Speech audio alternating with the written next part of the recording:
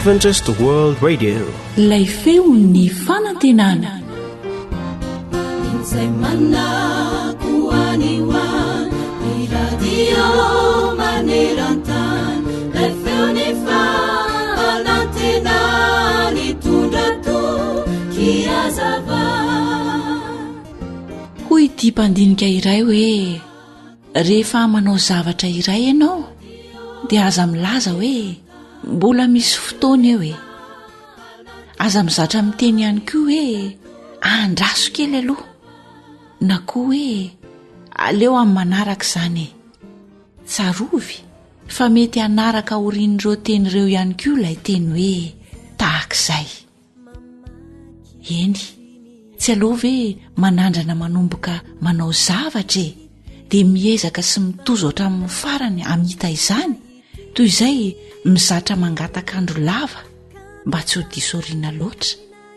Aleo lavitra miteny hoe soa ihany fa natomboka ara-potoana iny zavatra iny, na koa hoe soa ihany fa tsy nangatakandro, toy izay laza hoe tahak'izay. Noho izany mahazotory hevitra izany zavatra izany dia mikeleza aina fatratra amin'izany mba hiseho amin'ny olona rehetra ny fandrosoanao. Tandremo ny tenanao sy ny fampianaranao ka mahareta amin'izany. Fa raha manao izany ianao dia hamonjy ny tenanao sy izay miaino anao. Petera 1:4, 5:10 sy ny 6:20. Amen. Miteny ny Baiboly hanisan'andro no fonaina rasoa ampofazamalaina fatomotrany andro izay.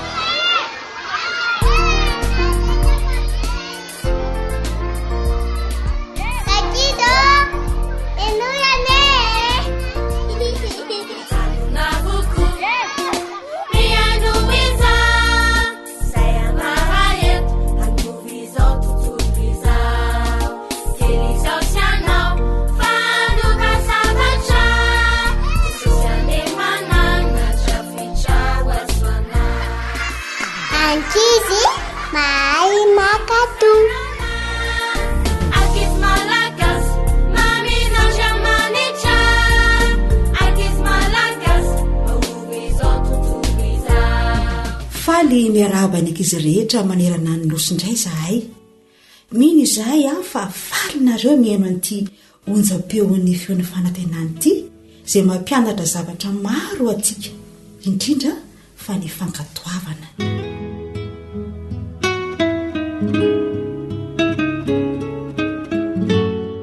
Eny ary andao amin'izay ara-heno an'ity tantara ity isika dia tadidy tsara ny lesona avy amin'izany tantara izany a.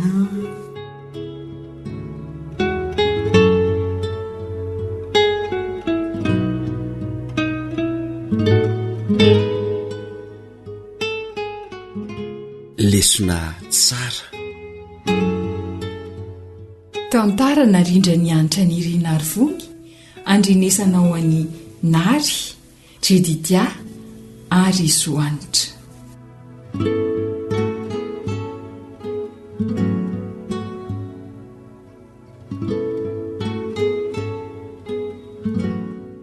Tonga dia andeha melohan'ny am-piangona ny zasika kely rineny a. Eny rery Maria, tandremo sao misy zavatra dino dia tonga dia miditra ao am-piangonana fa tsy mijanonjanona eny an-tokotanim-piangonana iny miditra aloha ange izay roneny. Mianatra hira ho izay ho Monsieur Bary. Mila tonga aloha izany. Eny hoa, mandehana so tareo e. Efa any ny Baiboly? Ny firana? Eny tompoko. Ny karine fandraisana tsoratra? Efa tia daholo. Ay, ary mifanatitra? Ny Nary neny tena tsy tiako mihitsy ny mandeha any am-piangonana tsy mitondra vola atao fanatitra. Tena mamenatra an' Jesosy nge. Eny re. Ndana amin'izay fa tareo nareo menadahy e. Sady so tara fidirana eo koa. Lasa izay neny a. Yo.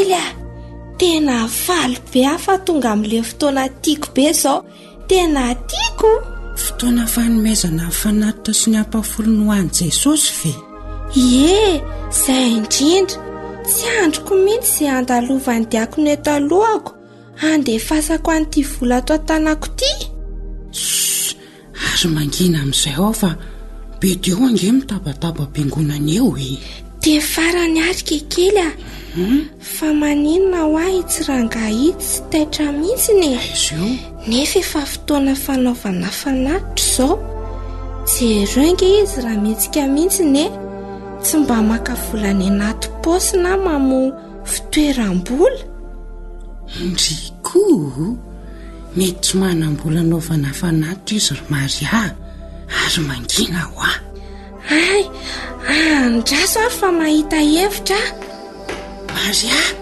Maria lasa izy marina lasa iny amin'le rangahy Ramse tsy manana vola atao fanatitra ianao ko maninona ka zao ary azafady tompoko ty volako ty omeko anao dia mba aritsay ao anaty fanatazana fanatitra fa ahoana fa zany dia hisitrika hiafina atao mba seza orikala kely inona nisy isianao ambany seza orikala kely ty alefaso fotsiny ao vola fa rehefa mirava miresaka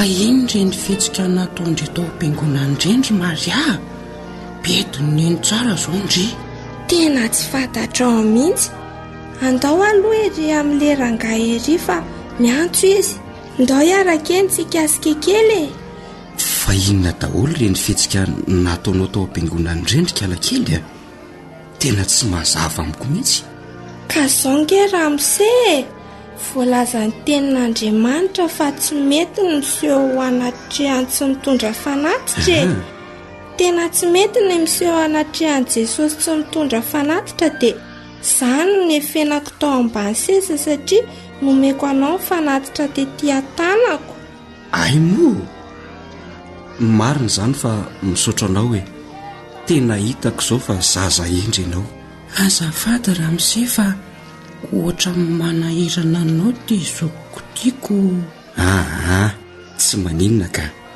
faly fa nanome lesona tsara ray ho ahy izy na dia mbola kely aza misaotra azy amin'ny foko rehetra mihitsy eny ary tompoko dia velomandray andehody izay fa neninay koa rehefa miantso ry ay veloma ary nareo menaday dia mampamagy dia misaotra betsaka veloma ianao Ramse veloma tompoko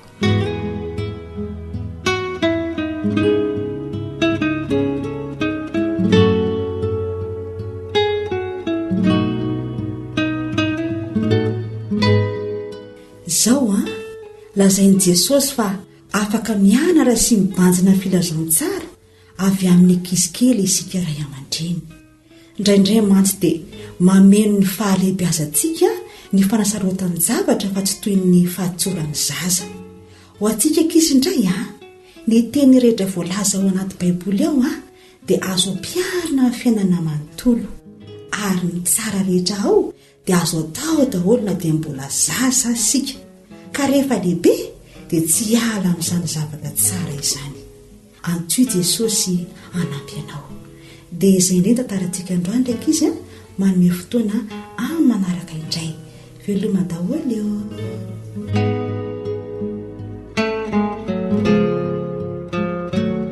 ilay feo ny fanantenana telefony 033 37 16 13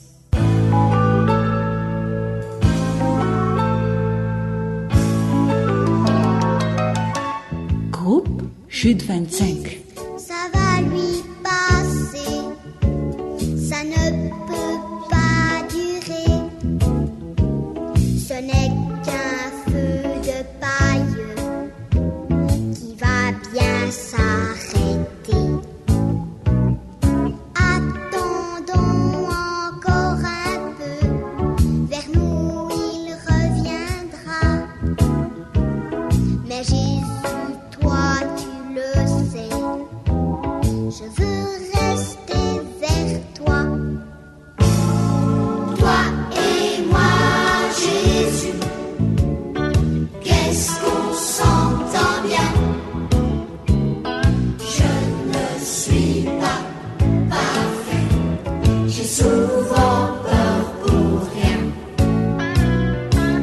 Ensemble on a déjà fait un bout de chemin. Et même quand je suis fatiguée, tu me conduis plus loin.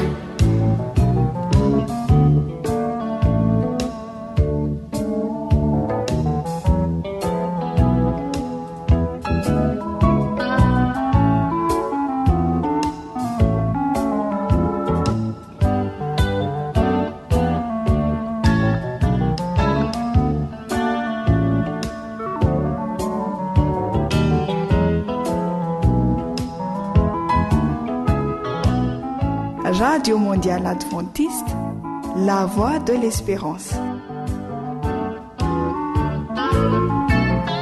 Certains de mes copains s'éloignent de moi, mais je ne suis jamais seule. Je sais que tu es là. Quand on ne veut pas de moi, ça me fait mal au cœur. Mais dis que je regarde vers toi, je retrouve le bonheur. Toi et moi, Jésus, qu'est-ce qu'on s'entend bien. Je ne suis pas parfait, j'ai souvent peur pour rien. Ensemble on a déjà fait un bout de chemin. Et même quand je suis fatiguée, tu me conduis plus loin. Toi et moi, Jésus, qu'est-ce qu'on s'entend bien. Je ne suis pas parfait, j'ai souvent peur pour rien. Ensemble on a déjà fait un bout de chemin. Et même quand je suis fatiguée, tu me conduis plus loin. Et même quand je suis fatiguée, tu me conduis plus loin.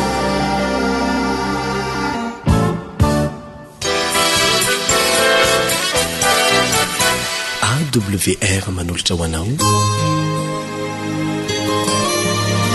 feon'ny fonantena.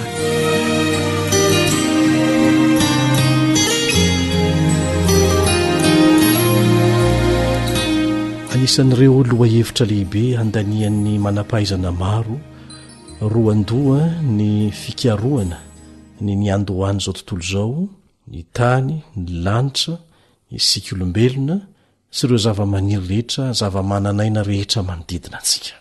Olona tapitrisany tamin'ny vanim-potoana ny fandimby no nino fanazavana maro samihafa tanteraka ny amin'ny fomba ny andohany zao tontolo zao sy izay rehetra eo aminy.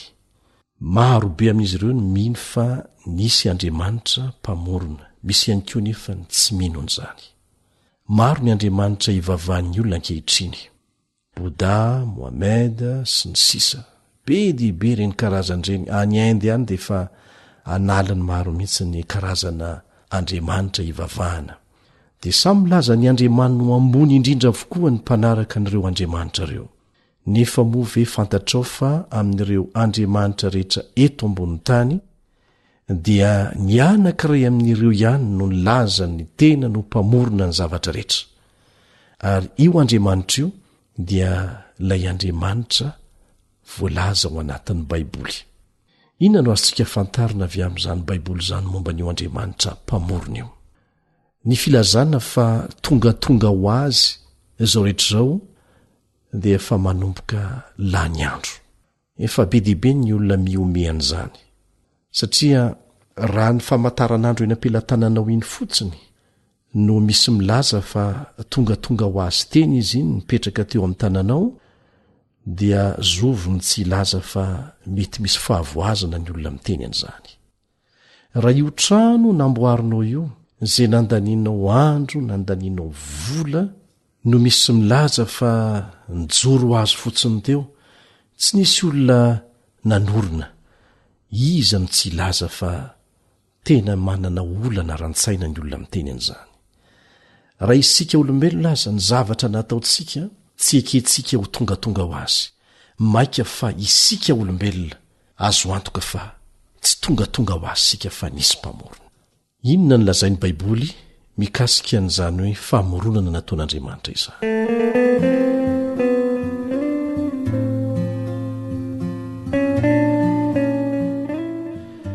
nisy andro enina izay namorona an'andriamanitra zao tontolo izao misy avy dia mandahany izany satria tsy tratry ny sainy mijanona nge mahandriamanitra n'andriamanitra raha toa ka mety ho tratry ny saintsika daholo ny mahandriamanitra azy sy ny zavatra mety ho vitany mijanona tsy ho andriamanitra tsony izy satria mitovy amintsika fa nanao zavatra izay tsy tratry ny saintsika izy kanefa ekena ny fisiny raha misy olona ohatra miteny hoe tsy misy rangahy zany zanabolana izany raha misy izany nahoana ny tsy hitako ary tsy hitantsika maso le satria lavitra dia lavitra misy an'izany zanabolana izany ny olombelona ny nandefa azy teny manana ny asany samy hafa reny zanabolany ireny anisan'izany ny fitaovam-pifandraisana ahafahantsika mifandraingana dia aingana manero an-tany ny tsy fahitanao an'izany dia tsy milaza fa tsy misy izany mila mianatra fotsiny ianao mety ilana finoana fotsiny izao koa ny fisian'izany satria mety sy nianatra an'izany koa ny akamaroantsika andeha iverenantsika vetivety ary ny famoronana nataon'andriamanitra tao anatin'ny andro enina azonao vakiny izany ao anatin'ny baiboly ao amin'ny genesisy toko voalohany tamin'ny andro voalohany andriamanitra dia namorona ny tany nanao ny mazava ho andro ary ny maizina nataony hoe alina tamin'ny andro faharoa izy dia nanao ny lanitra ary nanao ny abakabaka hoe ho anelanelan'ny rano ka nampisaraka ny rano amin'ny rano tamin'ny andro fahatelo dia nampiseho ny tany main'andriamanitra namorona ny ranomasina izy ary nameno ny tany tamin'ny zava-maniry samihafa tamin'ny andro faefatra dia nametraka ny volana sy ny kintana ary ny masoandro teny amin'ny lanitra izy amin'ntian'io ty isika dia hiditra amin'ny andro fahadimy hitantsika eo amin'ny genesisy toko voalohany andininy faharoapolo inona ny foron'andriamanitra tamin'ny andro fahadimy izao ny voalaza io ary andriamanitra nanao hoe aoka ny rano be zava-mananaina ary aoka isy vorona nidina ambonin'ny tany eny amin'ny abakabaky ny lanitra dia nisy ariva ary nisy maraina andro fahadimy zany genesisy toko voalohany andiny fahatelo am'roapolo no ahitantsika an'izay ny amaritan'andriamanitra ny andro anankiray zany dia misy ariva misy maraina 4 ora tamin'ny andro fahadimy zany andriamanitra dia nanao ny vorona sy ny trondro ary izay rehetra mananaina ny anaty rano ny andro fahenina tamin'ny famoronana dia anisan'ny manandanja indrindra zao ny voalazo amin'ny genesisy toko voalohany andiny fefatra am'roapolo aoka ny tany amoaka zava-mananaina samy araka ny karazany avy dia biby fiompy sy biby mandady na mikisaka ary biby dia samy araka ny karazany avy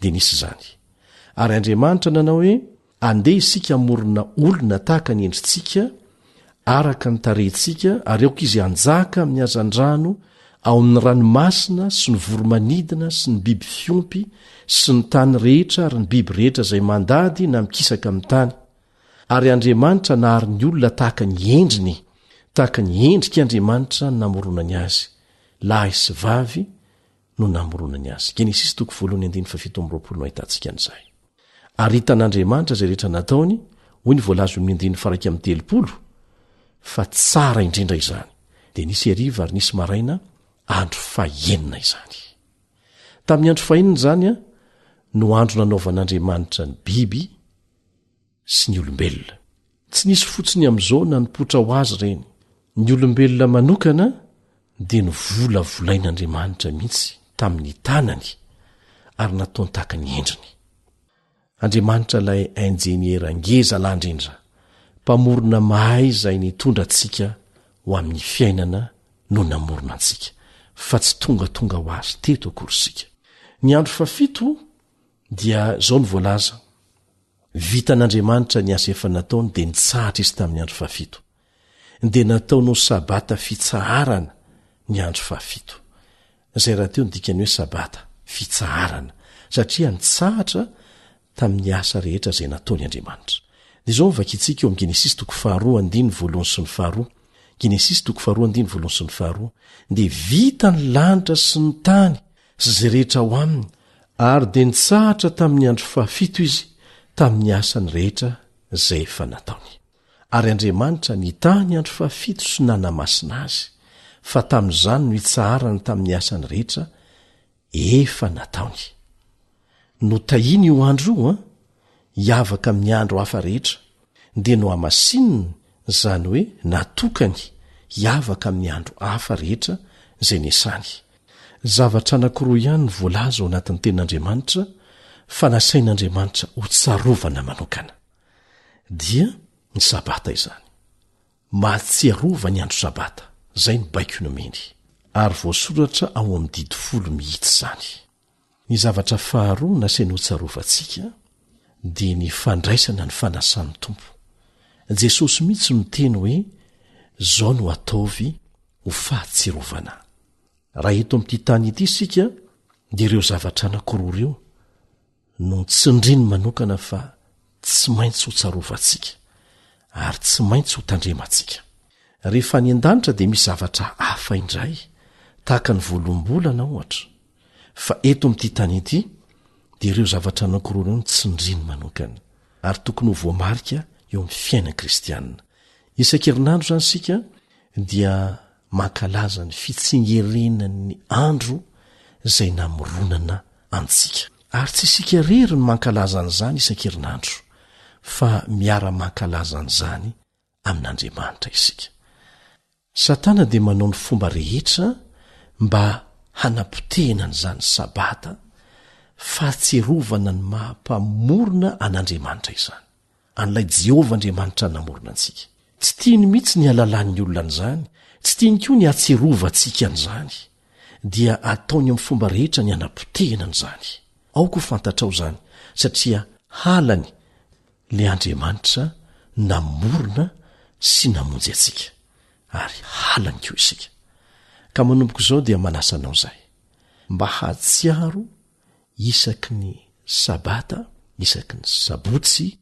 io andro nasain'andriamanitra ho tsarovantsika io zay ahatserovantsika mampatsiaro atsika isan-kerinandro farafahakeliny fa andriamanitra ny nanao zao rehetra izao andriamanitra ny namolavola tongotra matanana anao ary nasainy ho tsarovanao zany andro zany tsy tsotra tahaka an'izany fahamarinana nampanantena fitahiana ho an'izay manaja an'izany andro zany izy anisan'izany ianao amen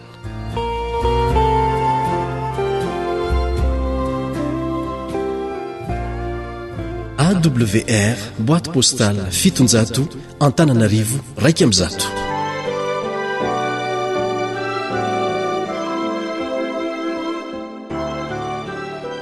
Tasika andony maraina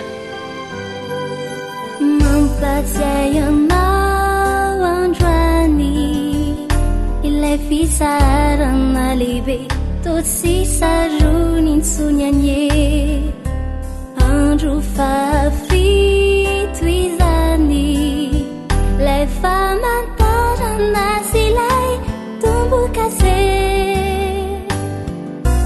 lay sabata masina toko lay tsy mba manambazo zay nitsarany Jesosy fahatrany andany trany dia io no andro ivavahana andro tsy manantsala tena fanasitranana nanofy izany nafanay mazoto mitandrinazy teo tsapanao ny fiadanam-po lay sabata toko lay tsy mba manambaro zay misarany jeso fahatrany andany trany de io no andro ivavahana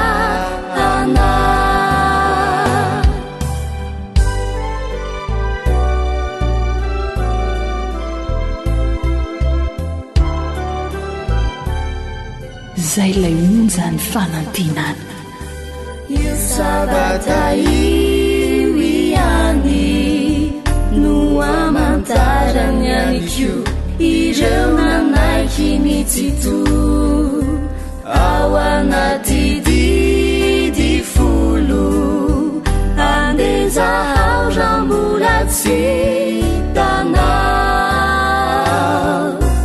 lay sabata masina toko lay tsy mba manambaro zay misarany jeso fahatrany andany trany de io no andro ivavahana lay sabata masina toko lay tsy mba manambaro zay misarany jeso fahatrany andany trany de io no andro ivavahana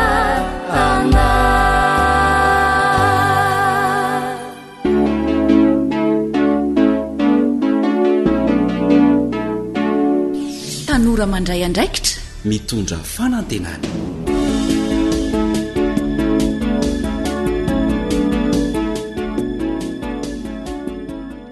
dia mankasitraka ny fiarahana ao an-trany amin'ny radiony feon'ny fanantenana ary ny manasanao tanora indrindra mba hanaraka ny fandaharana hatramin'ny farany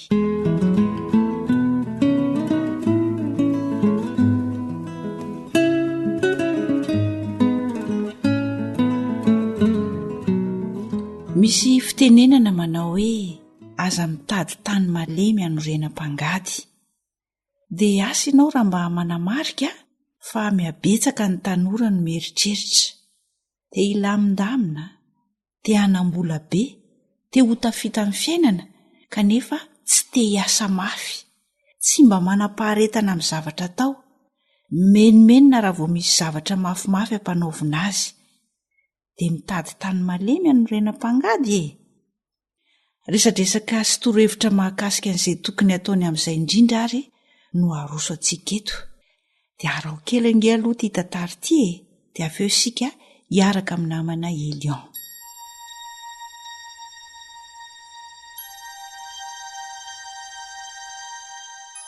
Rehefa izay dia izay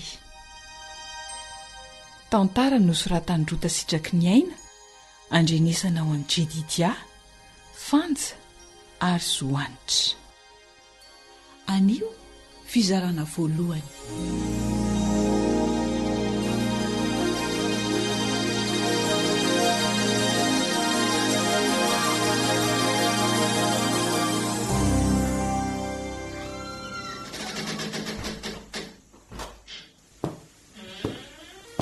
Raha matokely kanto za indrindra tompoko rindra kiny enarako anisan'ny mpanjaitra efa ela tato amin'ny madame Evasoa ny siosion-dresaka nandeha mantsy omaly hoe isekizy vaovao hiditra hiasa ho ny androaniko ie za le izy ka faly mahafantatra indrindra za koa toraka izany ary tena tonga ra-potaona ndry mahazoto be mihitsy ka efa fanindriako atriny elana eny voaray anatra sato mba maniry ny olasa mpanjaitra matianina sy mahaleo tena mantsy ary efa nyrina any hifaninana amin'ny madame Evasoa ve betsaka ihany mantsy izay tovavy nandalo teto izay nanam-pandriana mitovy amin'izany saingy tsy nisy tavavoaka na ray azy iraha mahalala koa fa tsy misy afa-tsy madame Evasoa rery mpanjaitra avolenta sy matianina eto an-tanàna eto dia mahazaka ny onjany fa ataon'ny madama Leomonina atondry Samy ve? Eno ny sony jereko ry rindra tsy mampaninara izay toetrany fa ny fanantenako dia mba izara fahalalana betsaka ho ahy izy mandritra ny fotoana esako ato. Engane eretako na masika azy izy raha izay no alasa lavitra dia tsy mampaninana azy izany. Mbola vovoa tokoa indry dia be resaka eo. Hitandry tsara anie izany rehefa tena mandeha ny asa e. Arono a mahay manjaitra tsara zany ry io zany zao sa vao hianatra mihitsy? Tsy mbola mahay raha izay no azo ilazana azy. Saingy afaka manao zavatra madinidinika toy ny hoe fikafika na mametaka bokotra na salam'izany e. Ie dia ho atao madama ampiasapiasa tokoa indry raha izaniko. Atao miboto faniraka isaky ny 2 minitra. Rehefa izay no mba azoko anampiana azy aky rindra dia ataoko a. Izy raha teo ny lehibeko dia atsaiko e. Piasa be votonanatra. Ndry ve tsy gaga hoe maninona ntsika roa rery zao miasa e. Eny tokoa za zao mihevitra hoe be piasa be ato. Karaha be piasa tato tsy ho tafiditra tato velively zany ndritra kanto a. Zany ve? Tapitra ny ala daholo ny ankizy fa tsy nahazaka ny toetra ratsy ny madama mivasoa. Zay no nahatonga azy nitady olona aingana. Za koa aza zao hiala rehefa tsy ho atsy. Misy toetra ny akile madama be io e. Sady manambany olona. Zay no maha-olombelona azy rindra. Fa inona zany zao no asa ataontsika sa tsy maintsy miandry amin'ny madama vao hanompoka? Dray.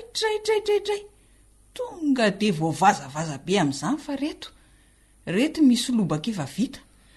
Bokotra sisa no apetaka dia pasohana tsara dia valina. Mino fa haindry tsara zany a. Ay, haiko tsara zany ka. Dia retsy ambony latabatra retsy ny kofehy sy ny fanjaitra e. Misy etikely fanapahana kofehy ihany koa io. Dia avereny tsara eo amin'ny toerany daholo ireo rehefa vita ny landry azy a. Tsy laitrako mantsy ny andreny fimenomenona ny madama be rehefa tonga eo izy. Aza matahotra indra fa rahako atsakany sy andavany daholo izany rehetra izany. Za aloha andeha andidy an'reto lambo reto fa amin'ny lakamisy ny reto ny tsy maintsy ateriny. Ka aleo aloha izany mba eto akaiky ny rindreto no miasa dia sady mba mahita fomba fandidiana lamba e. Tsy maninona mihitsy ka.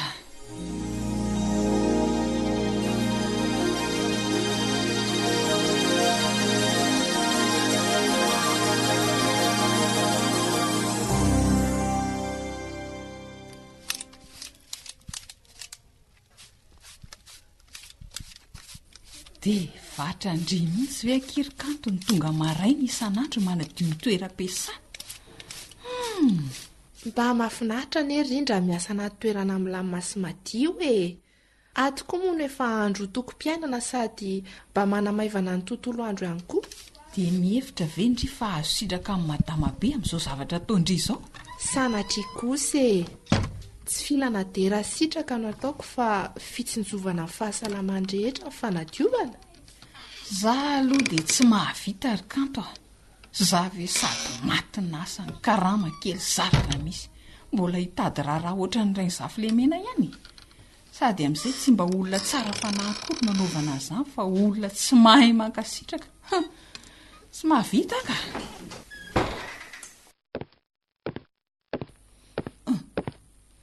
Manahoana madama? Manahoana nareo roa vavy? Efa vita indrindra ve ilay zavatr'olona ho aterina androany? Eny tompoko. Efa voalamiko tsara ao anaty baoritra ao. Meo aty loha jereko kely e. So misy zavatra tsy mety ka hanala baraka amin'ny asako ka.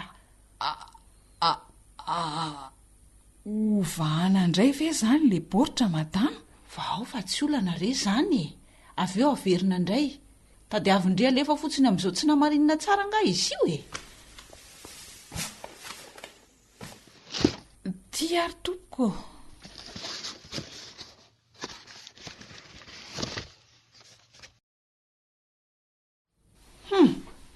Io ary le efa nahiako. Jereo ty, misy mifandrirotra kely. Ay zany madama. Ty eto amin'ny paosiny ty e. Morotongotra ty zipo ty koa tsy mahitsy tsara.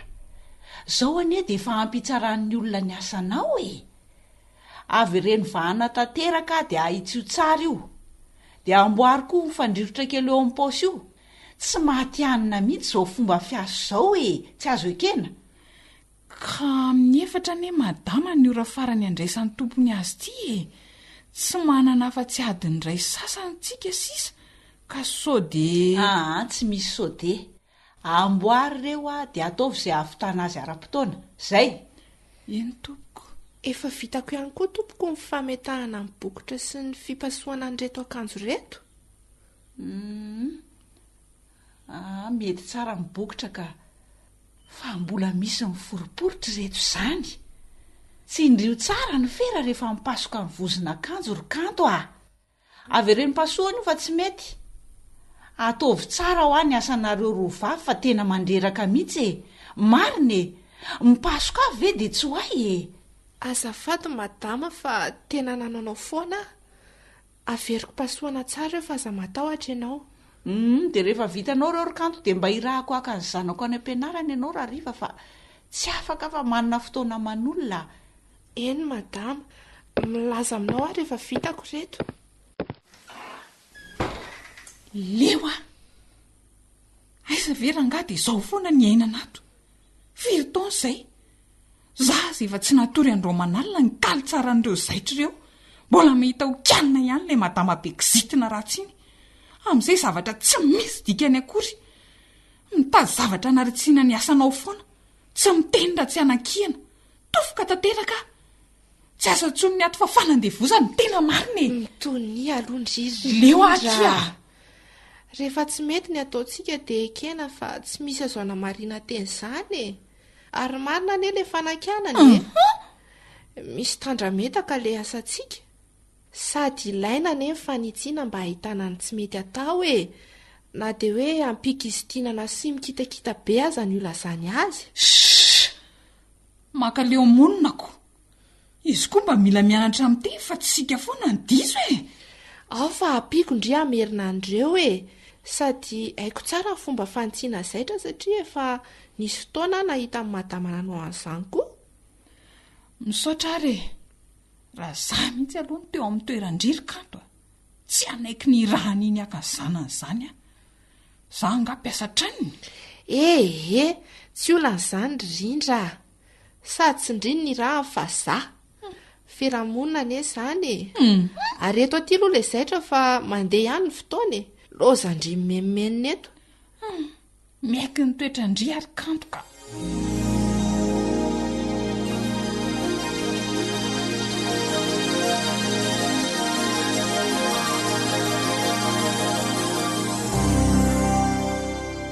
dia mahafaly ny zokinao Elion André Mitansoa ny mitafatafa aminao indray tanora namana mpanaraka ty fandarana ity arabaina koa isika ray aman-dreny izay miaraka aminay eto ndao ararotina atrany ny fotoana hananantsika ahafahana miresaka mba histonana lesona eo amin'ny zava-misy anisan'izany iny tantara na raha antsika teo iny zava-misy iny izay ny velominao tantara izay na raha antsika teo ary mino aho fa efa nahita toe-javatra maro tahaka an'izany ianao rehefa nanaraka nyiny tantara iny isika mbola hitoy moa iny tantara iny dia izao ny zavatra azo lazaina voampirofo hatranyilay valim-pikaroana malaza nataon'ny mpikaroka mikasika ny toe-tsain'ny olona sy ny fifandraisan'izany amin'ny fombiazany eo amin'ny asa ataony na ny fianarana izay ataony izao lay fikaroana ifandraisana teto fa averina ihany mba tsy ho adino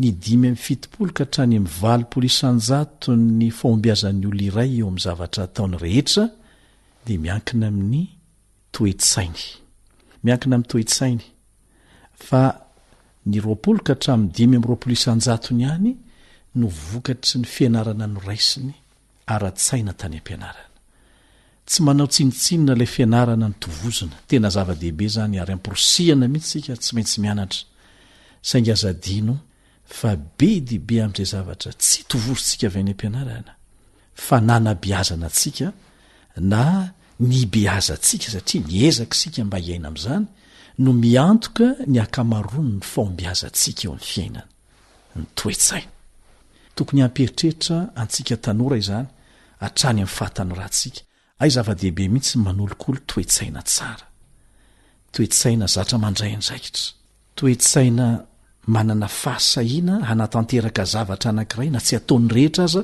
satria tokony atao, toetsaina mijery ny lafy tsara ny mandrakariva eo amin'ny zavatra tsy maintsy atao. Eto de hitantsika fa nahay lavitra no ikanto irindra na nanatombony izy, saingy ny toetsain'izy ireo zany a na samy hafa tanteraka ny fomba fiainany sy ny fomba fiasany ary mivokatra zany teo amin'izy ireo. Ary io toetsaina io no mahatonga no ahita fifaliana amin'ny zavatra ataonao na tsia. Samy manana ny fomba fijeriny sy mitanjona kendreny amin'ny asa ataony na irindra na kanto.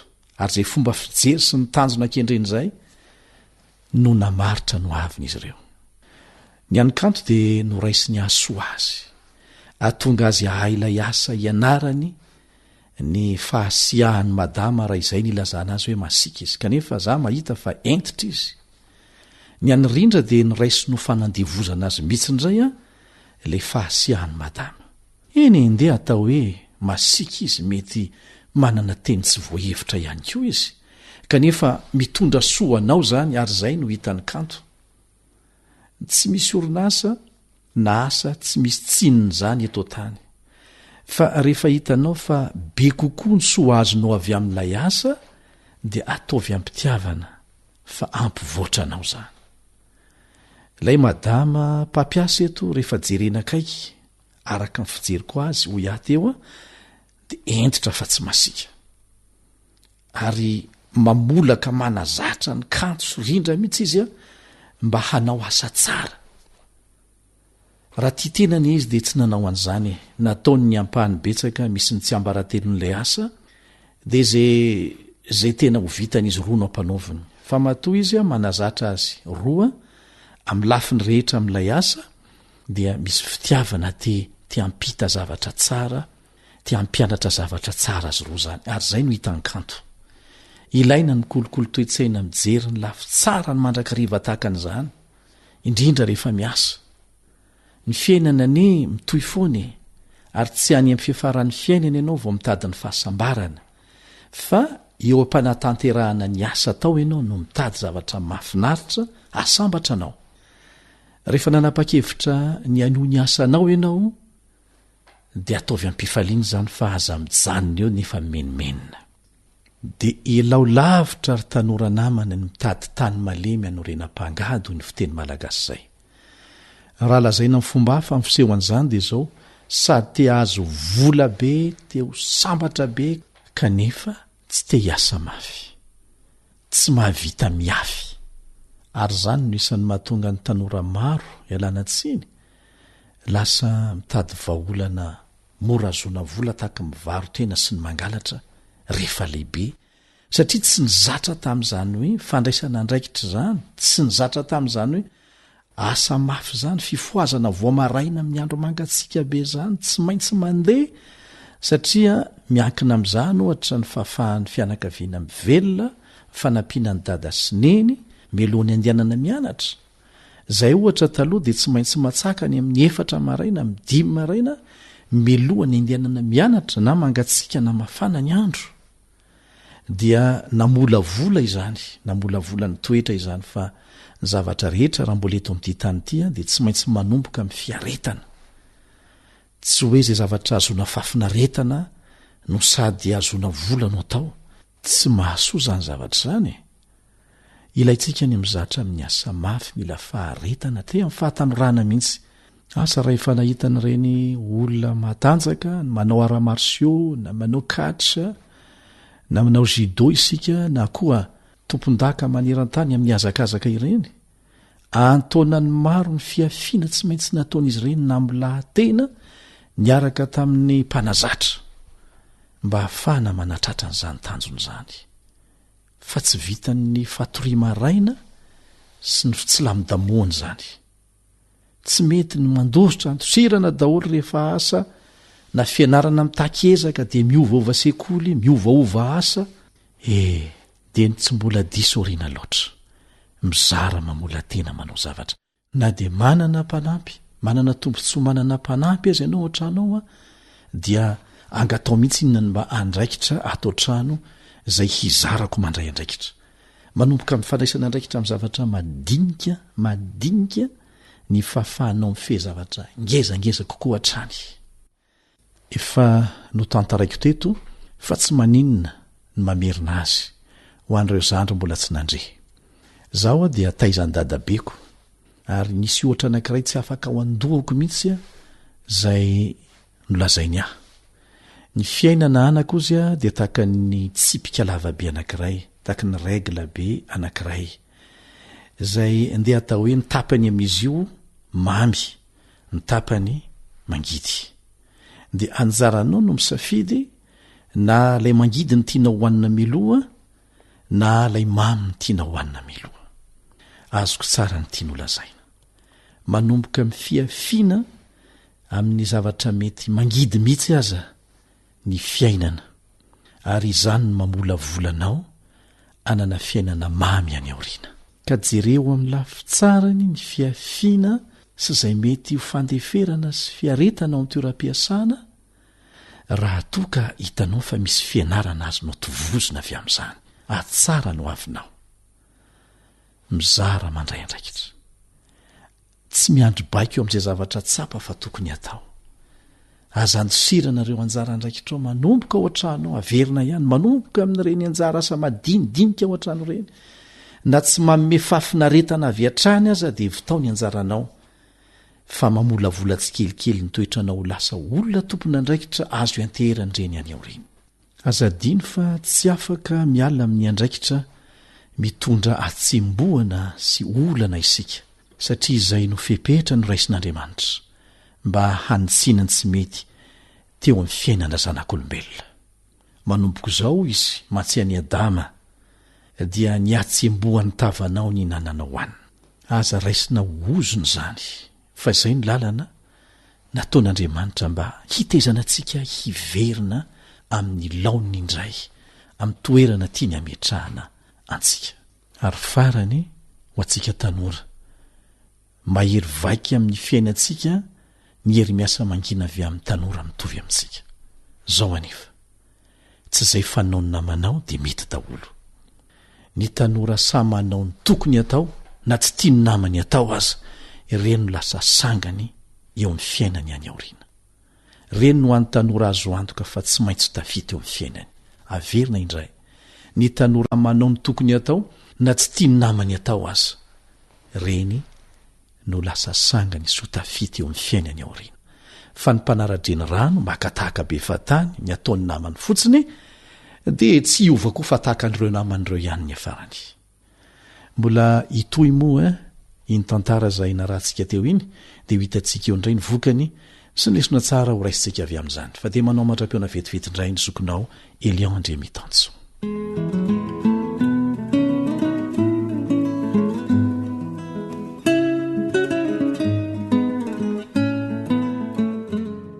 eny ary mbola hoitoizantsika ny resadresaka sy ny torohevitra amin'ny manaraka fa anjarantsika amin'ny mandray lesona tamin'izay nyresahana teto dia misaotra anao nanaraka izany hatramin'ny farany misaotra ny rila ihany koa ny antsoroka ny ara-teknika Andriamanitra ny hanampy antsika hanome fahendrenantsika amin'izay atao rehetra amin'ny manaraka indray ary ilay feo ny fanantenana telefony 034 06 797 62 Tarika Jacqueline Erezu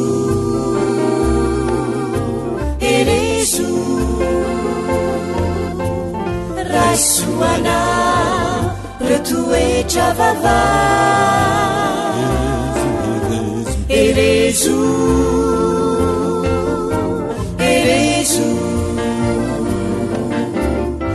Raisuana Retuecha vava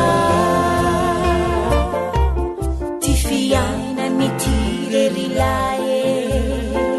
De mandalo miserana Fanakotra iamireruye No fanaperana Kumahaiza mifantina tsara Saudi suanzara misafidy loametra mioavy rehetra erezo erezo raisoana retoetra vava erezo erezo raisoana retoetra vava.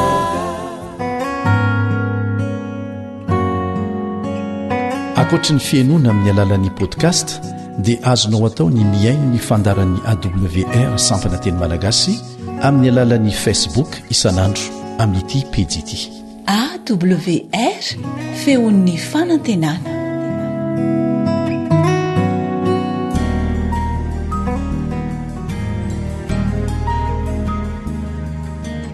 Faniteninao no fahamarinana. Taridalana manokana fianarana baiboly avoaka ny fiangonana advantista maneran-tany. Iarahanao amin'ny feon'ny fanantenana sy ny departementany sekoly sabata.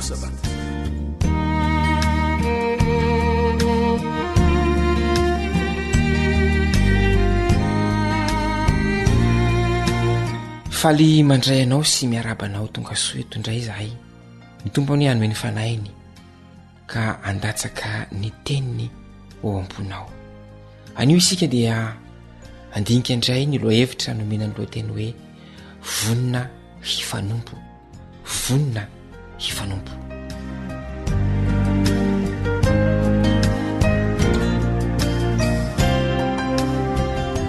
Manome torohevitra i Paoly mba hisian'ny firaisana ao amin'ny fiangonana sy ny tokantrano.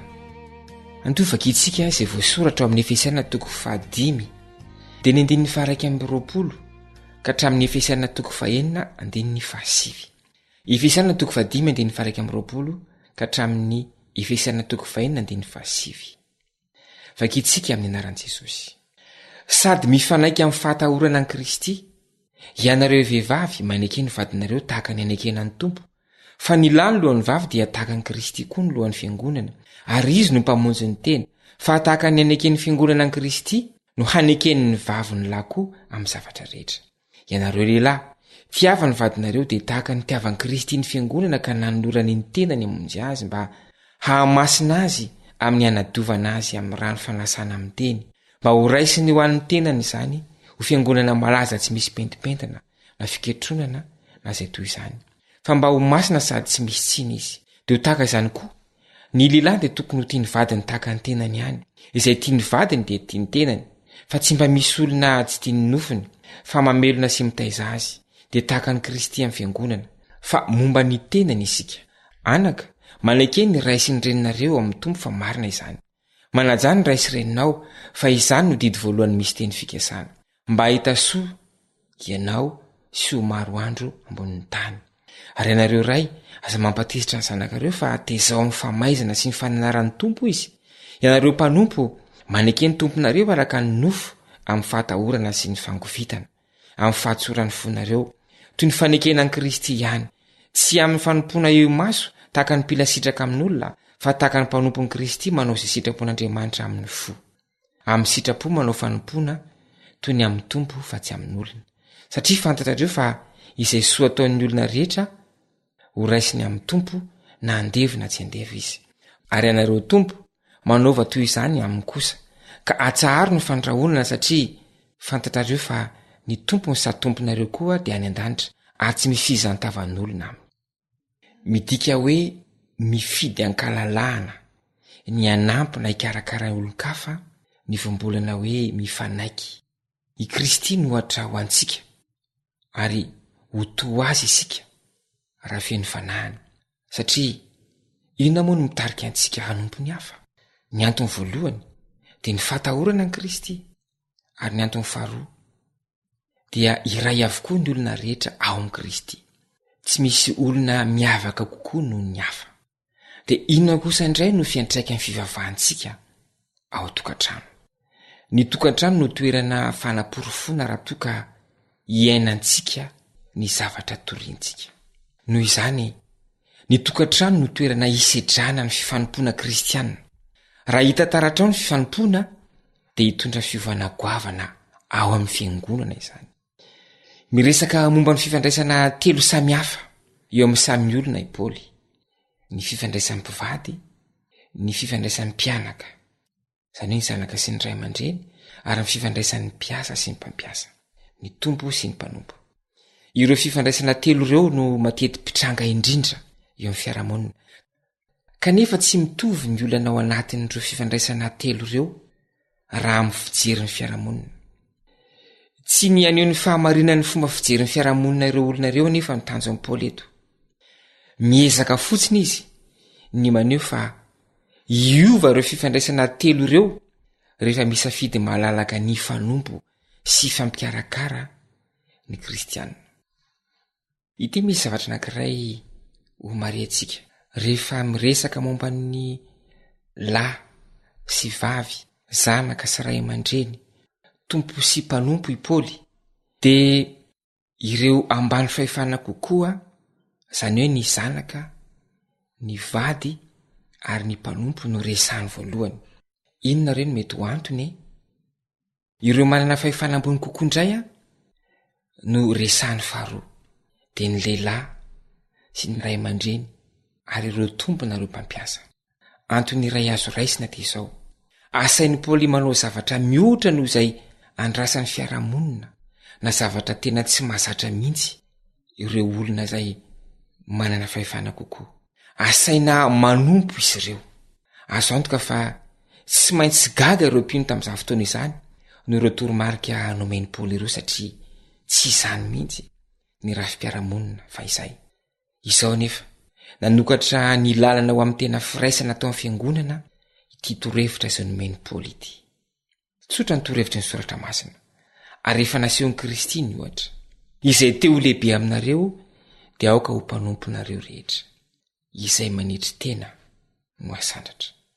Aoka ho izany no teny filamatra eo anivon'ny tokantrano, eo anivon'ny fiarahamonina, ao anatin'ny orinasa ary eo anivon'ny fiangonana.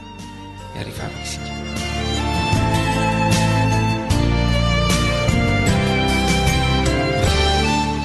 Raha naizany an-danitro, misaotra no ny lesona. Mbola fanirinay ny tomba amin'ny fanetretena. Sokafo ny masonay mba ahita misimisy kokoa hatrany fa zanakao, olomba vidinao tahaka anay ihany koa, ireo olona manodidina anay na ambany fahefanay izy ireny na tsy. Ny fananao masina ny ampidina ny fitiavanao ao am-ponay, mba hanananay fanetretena ka hikarakara sy hitady izay mahasoan'izy ireny. Dia amin'ny anaranao Jesosy Kristy no angatanay izany vavaka izany. Amen.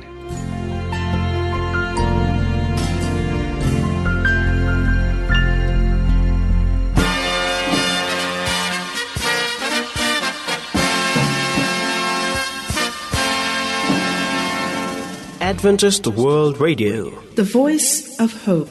Tapitra treto ny fiarahanao tamin'ny radio feony fanantenana na ny AWR. Azonao ataony mamerina miaino na maka maimaimpoana ny fandaharana anarahanao teo amin'ny fotoana rehetra ilanao azy. Raisoary ny adresy ahafahanao manao izany: www.awr.org. Mandrapitafindray ary